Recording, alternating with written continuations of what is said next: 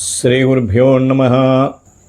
గజాననం పార్వతీప్రియనందనం మోదకప్రియం గరికమాళాశోభితం నమామి విఘ్నేశ్వర పాదపంకజం. అందరికీ నమస్కారం. శ్రీ విశ్వావసునామ సంవత్సర శుభాశిష్యులు మేషరాశి వారికి తెలియజేస్తూ, ఈ సంవత్సరం మేషరాశి వారికి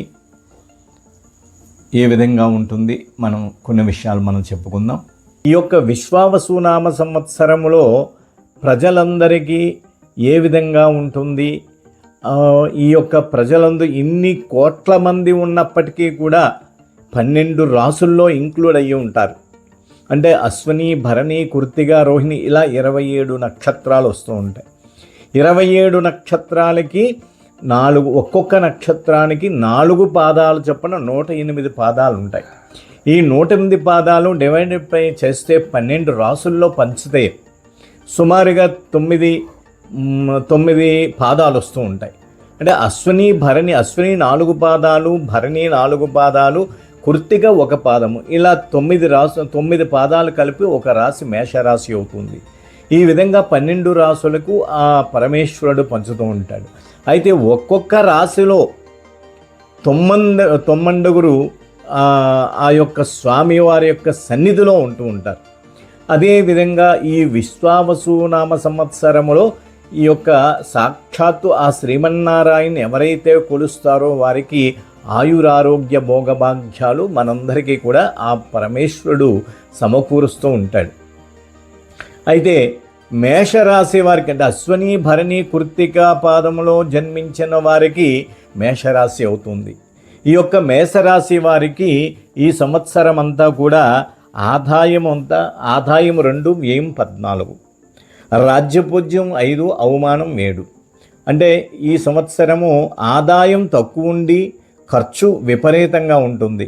గౌరవ మర్యాదలు తక్కువగా ఉంటాయి. తిట్టుకునే వాళ్ళ అవమానాలు అవి కూడా ఎక్కువగా ఉంటాయి. అయితే అయినప్పటికీ కూడా ఈ సంవత్సరం అంతా కూడా మేషరాశి వారికి మంచి శుభ సూచనలు ఉన్నాయి.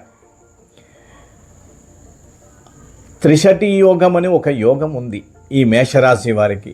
అపారమైనటువంటి ధనధాన్య ఐశ్వర్యాదుల్ని ఈ సంవత్సరం మనందరికీ కూడా ఆ విశ్వావసు పరంధాముడు అయినటువంటి విష్ణుమూర్తి మనకి సమకూరుస్తూ ఉంటాడు.